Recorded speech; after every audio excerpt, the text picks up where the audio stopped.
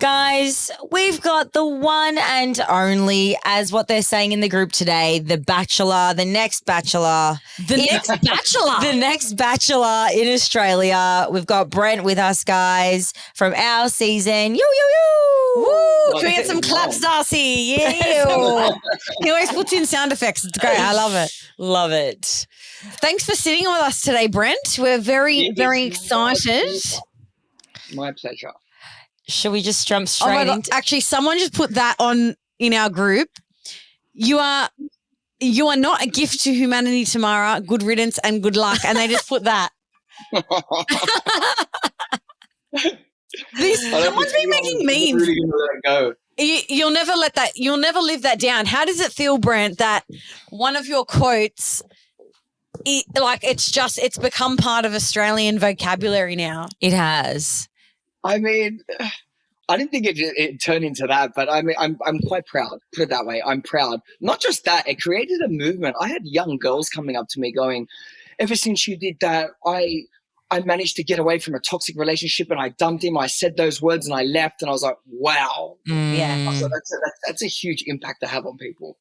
I feel like our season really did impact society. And I know someone's going to probably, you know what, Daily Mail's probably going to take that snippet and be like, oh, season 9 people are so up themselves. But actually, you know what, guys? At the end of the day, our season had a lot of social issues and how we overcame them. Okay, so I'm really proud of that. Yeah. I know with your situation, Brent, with Tamara, there was a lot and you received a lot of public feedback from that. And as with the situation that happened with me, you know, I still to this day get feedback on it. So I'm happily going to stand by that and say that our season was far better than season 10. They can have 10, but 9's better than 10. So. Yeah.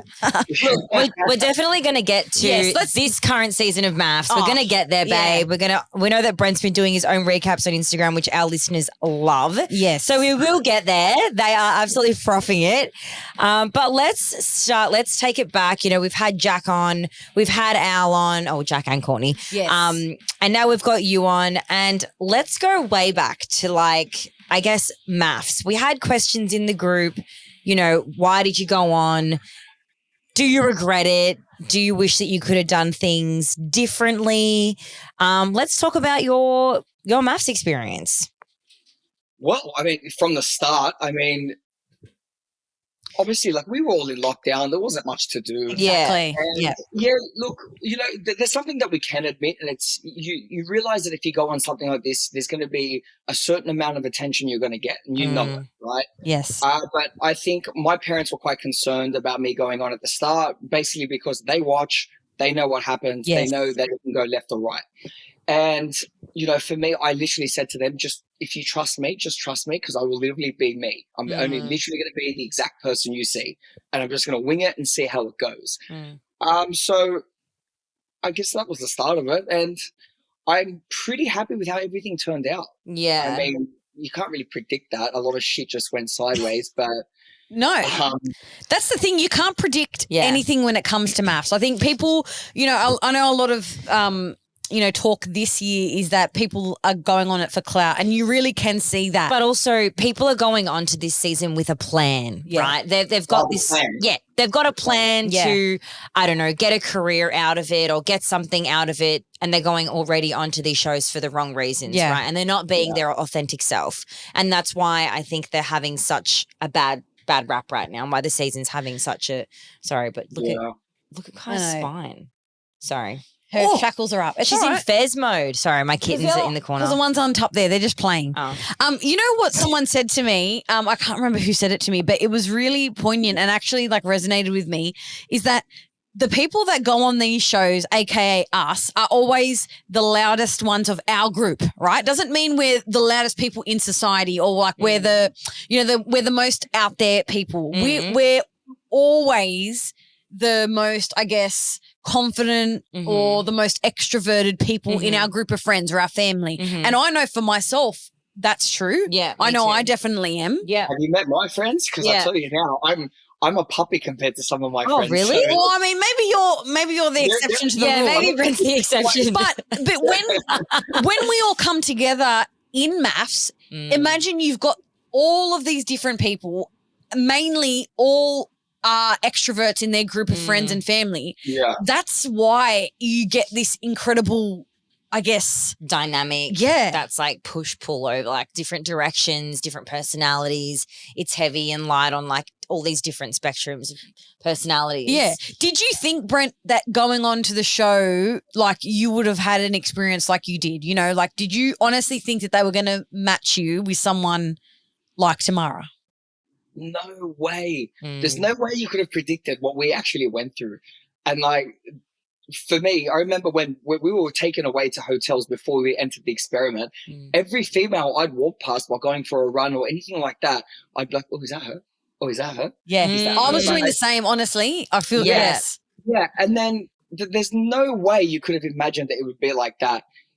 And no way I could have imagined that I would have met someone that was going to be rude straight away or kind of keep me on my toes. But again, for that, I'm grateful because it did make it fun in a way. It also made it hard, but it was the curveball. It made me realize that I've got a lot more patience than I thought I had. It really tested you, but in a way that I don't think you knew that you needed. Like, I think being in maths is testing for all of us. Yeah. First, just us as individuals, right? Like being a part of a TV being made. But then it's testing because we're literally with another human. A stranger that you're being intimate with, you're being open with, you're like living day to day. So being with Tamara was a massive test for you because it was testing not only your patience, but also just your manners and the way that you treated her with respect or kindness when people might have agreed or disagreed. And I mean, you guys, it was so on and off. And there was times where I was like, what the fuck? They're actually turning shit around. I know. And then they'd be like, okay, they're calling each other to see you next Tuesday. Also, can I just say, this season has tried to push the C word, right? But guys, what you did not see was last year, the first commitment ceremony, these two fuckers calling each other cunts. And I swear to God, it was the best thing I'd ever seen. Yeah, you and Tamara on that. And we were watching it back today. We were watching it back today, the first commitment ceremony, and just like how different it was. So different. But it's funny because I can't hear that word now without thinking now of her saying it in that real like that style of voice she has when she's angry. It's like a Bogan style voice. So I can hear it like over and over on loop in my head. Totally. God, what a time. I still remember it like it's yesterday, honestly. I'll never forget it. I think it's a word that does get used too much, but I think when you're really thinking about it and using it in that context, it just it really hits different, you know, when you're talking about someone you don't particularly like. Yeah. And when you were in, I mean, God, taking us back to maths and the you and Tamara relationship and like storyline, it is really crazy to think about you guys. Like it is a long time ago now, like it is a while back, but it is wild to really think back on our own relationships. But then you and Tamara, it really was like a big toxic ball of fun. Like it was really, that's a good way it was toxic as fuck, but it was quite fun and entertaining as well to watch as a viewer. It definitely was. And I think a lot of people could relate to certain aspects of your relationship as well, which is why I think it really hooked the viewers in, because there were so many aspects of like, oh, hang on, I've had a man or a female treat me like this before, and how's he dealing with it? How's she dealing with it? So it really did resonate with people. But I think, you know, you and Tamara, you did try and turn it around a few times. We did, and there was an honest stage where we were getting along really well, and it took a lot of work, but we did get there. And the funny thing is when if you're an individual and you're trying your hardest not to be like, I'm trying to think of the right word here, but if you're trying not to be a bitch or trying not to act to someone, you can see everyone does have a softer side to work with, and you can see that in her. But there's more. The only thing is that the second you're rude, my back is up like that and I snap at it. You know what I mean? So it just was vice versa, and it just kept like headbutting that. And the more and more it goes on, the more and more someone starts to deteriorate in their mind, and they can't hold whatever facade they're trying to put on. They can't hold it together. You know how it is. Yeah. For that long in there, and everyone just starts unraveling, and it just it went a little bit mental. So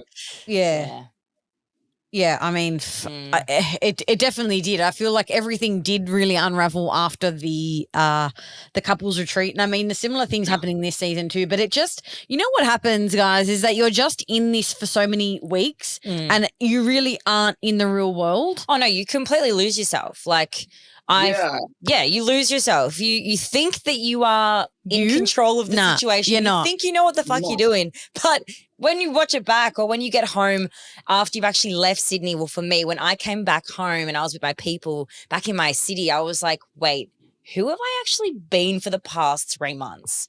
Like, I really lost myself in there. Oh, yeah. For sure. You fully do. And it's a shock to the system when you come back and you, like, realize. But, I mean, so at the end of the day, you know, all the filming's all done. Like, how was getting back into real life for you after the show? Honestly, for me, it was kind of easy because, I mean, we left that environment and I came straight back to what is my peace by living in Bondi Beach and getting into my routine, and I loved it. So I was straight back in it. The only issue is because I was working in hospitality and running one of the craziest venues, I was face front with every drunk person constantly every day. Yeah. So I used to get it all the time, and sometimes it'd be so much that I used to go and have a little attack in the freezer. Back in I have an attack, breathe, come back out and go, all right, I'm good, let's go again. Let's go. All right, people, you want to talk? Yeah, done. You want to phone? Done. Let's go. All right, cool. Yeah. Like, it's hard to kind of keep up. I actually remember that. I remember you would send us in our text group, in our text group? Is that what? In our like chat. I don't know why I just in had our group chat. A bit of a dumb moment there. Group chat. In our group chat, you would send us videos and there would always be like girls coming up to me like, oh my God.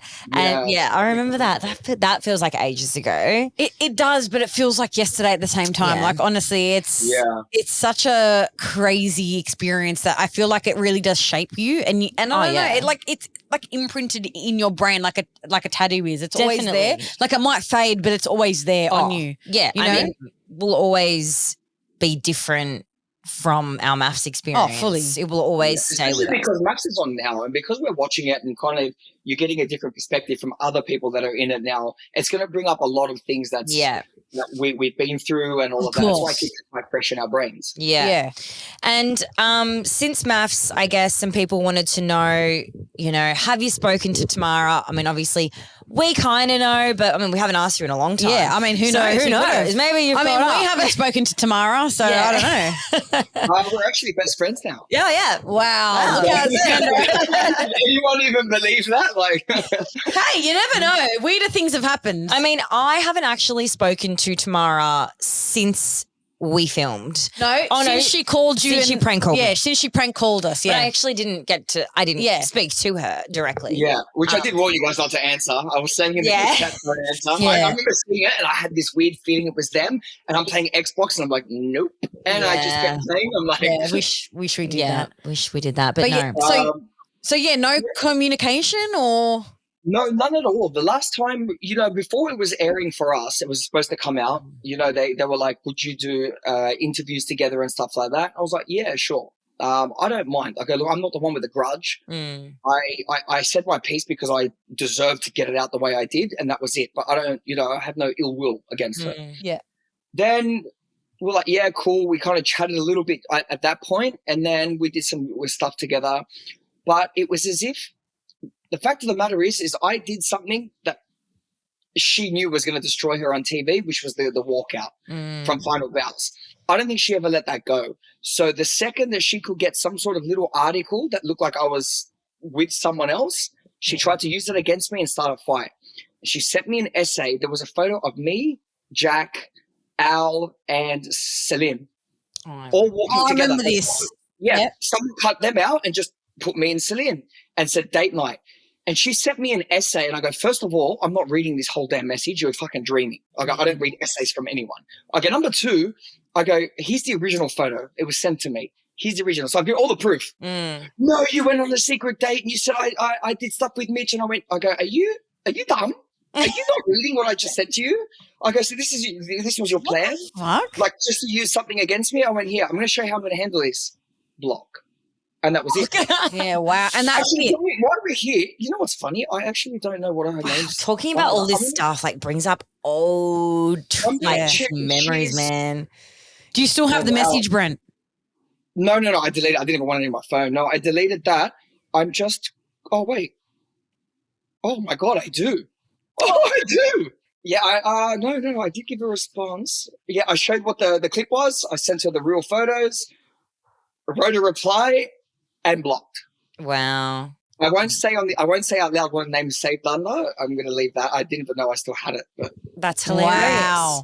Yeah. Wow. So I sent her the proof, and I'm like, was this your your thing? You were just going to use something against me so you felt better? Yeah. I'm not going to let you do it, and I walked away. I remember you were kind of trying, like you guys had tried to be somewhat amicable when the show started airing, I think. Because I remember, you guys did some live TV stuff together.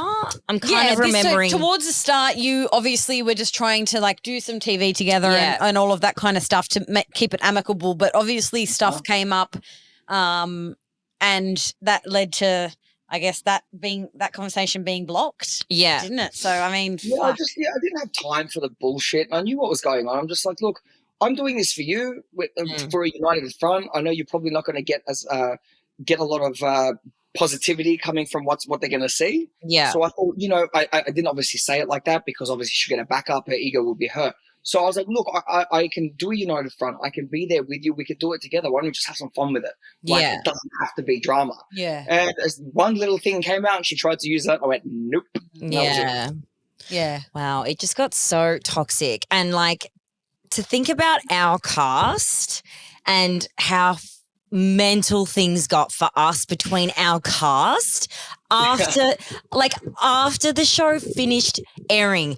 Just imagine what this current season is about to go through. Like the things that are going to come out and like I just think they're going to even dig themselves deeper in a hole, to be honest. I mean, and I've said this numerous times, but I think they're highly unlikable people, a lot of them, like most of them. And I don't think the drama is like, okay, to a certain extent, it's like, oh my God, they're so fucked up. But it's not like we're like rooting for anyone. It feels like. Yeah, I've spoken to a few of them. Yeah. A few of them have had lots of conversations between every time it airs, try to kind of direct them in the right way of where to go from the negatives and the positives and how to do it. But a lot of them have dug a big grave and it's hard. Who have you been talking to, Brent? I won't say names. Not just yet. We'll talk after.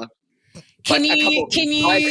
Is it someone that's having a pretty big storyline on the show? You can say that.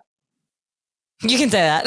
Interesting. Well, I don't talk to anyone from the current season of MAFS. I did meet Evelyn last week and she has reached out with very brief conversation.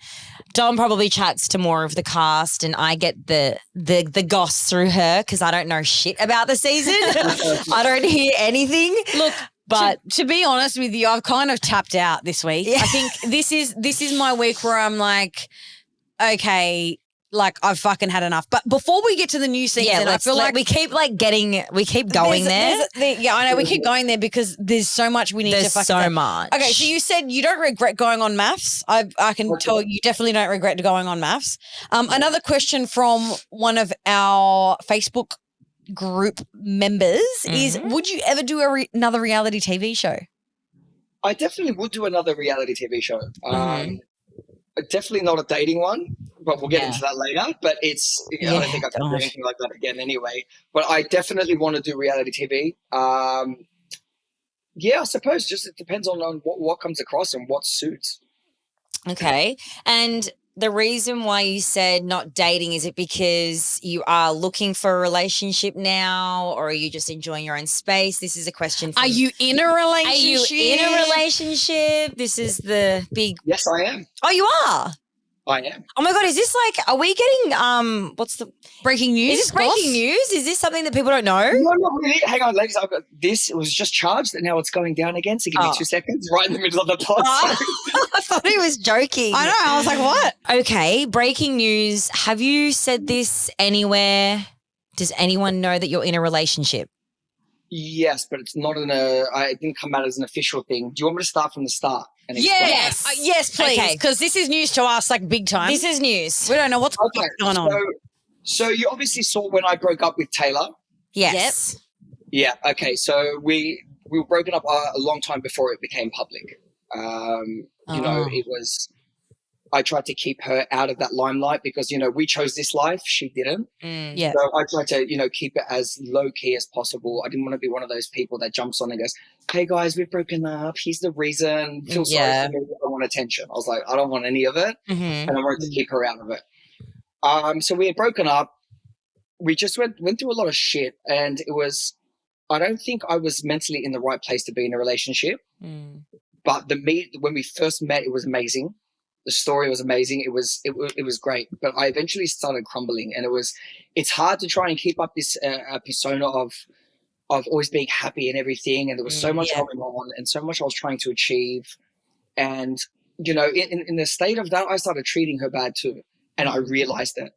And it's good to reach a point where you're old enough to know, okay, you're not treating this lady the way you're supposed to. Get out. And there was obviously things in between that just weren't working, and we were clashing a little bit. So there was a lot going on. Anyway, we had broken up, and then, funny enough, it was because of the articles that me and her got connected again. Because eventually they were going to come out and going, "Hey, look, I'll let you know. They've contacted me. They are going to run a story. I've tried to stop them. I can't." And she got really, really worried. And again, I was like, well, I'm happy to be with you on this. You know what I mean? Like, we can do this together. I don't want you to go through it alone in case anyone, you know, unfortunately, some people can be quite rude or attack her, blaming her or any of these things. So I was like, look, you know, we can do this together. No stress. And it came out and it was all done pretty much in taste, which was great. But because of that, we ended up connecting again. And long story short, it was as if there was no more like pressure and no more shit going on, and we connected again like high school teenagers going on little dates, hanging out by water in the car and doing all this cool little stuff. And connected in a really, really nice way and all the negatives were gone. So it was nice. And we kind of got back together, and then she's like, well, I'm moving to London. Well, she got she was always going to do it at one point, and I was like, go. I know what it's like to live overseas and what it did for my life. I was like, I'll never stop you. I go and live that dream and go and do it. Wow. And I was like, and I'll meet you there at some point. So that's it. This is the first time I've said it out loud to anyone. Oh my gosh. Wow. So you're doing long distance, like really long distance. Yeah. Like different time zone, long distance. Yeah, I'll be over there pretty soon. But if there's one thing, look, if I was younger and you said long distance, I'd say you're dreaming. I'm done. No way. Yeah. But now that I'm older, and right now I've got businesses about to come out that I'm working on. I'm training 2-3 times a day for something else that I'm working on. So you're busy. You're a busy man. You're a busy man, and it fits into your life now. I feel like when we're younger, we're like, we have so much more time and we don't really have commitments and we're not really like taking life that seriously. But as we get older, like our dreams change and our time, we want to spend our time differently. And when you meet someone who's really worth doing the distance with, like, the distance becomes irrelevant. Yeah. That's so nice. Like, that's so exciting. You know, obviously we're so happy for you. We weren't sure if you were still with Taylor. Yeah, we did. Like, honestly, I think because also, guys, like, yes, like Brent, we're all friends, but I feel as though when you see your friend go through like a breakup that's so public like that, it's like you don't want to ask like, hey, like, what's the go? What are you doing? You know? Is everything okay? No, I understand that. But yeah, it was weird how it happened, but it's happened. And plus, right now, it's kind of good because we're older, man. I've got so much to do. Yeah, I don't have any stresses, so I'm like I can focus. And how's she going? Settling into London life. I think the weather's gotten to her first, but she's out there. I'm helping her with Instagram and online socials, getting her really out there. She's meeting people. She's getting good castings. I mean, she's doing a thing. She's a model. I want her to expand. So she's doing it well, and I'm just trying to help her get bigger than she possibly could. So wow, that's amazing. How cool! And so you're planning to go to London? I should be going there very soon. Oh my gosh! Wow. I actually know, but it should be very soon. Because I've got some people to talk to over there about potential stuff. So I thought, you know what? Perfect timing. How exciting. So you got to give us something. What are you working on? Yeah, what's the go? Like, that's another question. People are like, what's he doing now? Like, is he working? Okay. I have a specific, very, very insane health supplement coming out. The first unit should be coming out in May, first or second week. Mm-hmm. Wow. But we've had to create our own recipe, so that's what's taken so long. But we've been perfecting this, and I swear by this product, and I'm not just saying it. Okay. Another thing is, doing something overseas, which I can't say much about just yet. So I kind of. But it's like fitness. Fitness. That's separate. Training for? A fitness thing is something separate as well. Okay. If said. My whole life has come to this point, and I've got to be ready for it in the next few months. It's all leading to the same place, which is amazing. So I just got to get there first before I can actually announce anything, but I'll let you know. Well, I'm really excited. It sounds like something really big is coming. It's holy shit. Obviously something you're incredibly passionate about, which we love to hear. Yes. We love to hear. Isn't that noticeable? Yeah, no, it is. But that speaks volumes. You know, when we're all working 100%. On something of our own and it's a project, whatever it might be, you can always tell when someone's passionate about it, and that's when things excel or succeed, you know, when we put our absolute all in it. So that's really fucking exciting. You got the girl, you got hopefully the biz, the dream, travel. You got it all, babe. I'm just trying to live the dream out here. Exactly. We're all just out here trying to live the dream. Honestly, that's what it is. It's like keeping it real though, because, you know, it's like, oh, yeah, that person, their life's all fucking rainbows and sunshine. I don't think anyone is living the dream. I think everyone is trying to. 100%. We're trying to live the dream. But definitely. Yeah, I don't believe one is genuinely living the dream. Yeah. I don't think so. Look, I won't say I'm living the dream until I've gone to my parents, retired all of them, paid off everything that's ever owed, and then I've got financial freedom. Now, I don't need to have millions. I just need to be financially free and my family sorted. As soon as that's done, I'll put my legs up, put a cigar in their mouth or something like that, a pina colada, I'll tell you all about it. Pina colada. Yeah, that's when, if you like pina colada. That's it. Reminds me of the sweetest thing. I know. That movie. I could do with a pina colada. A pina colada? A pina colada? Honestly.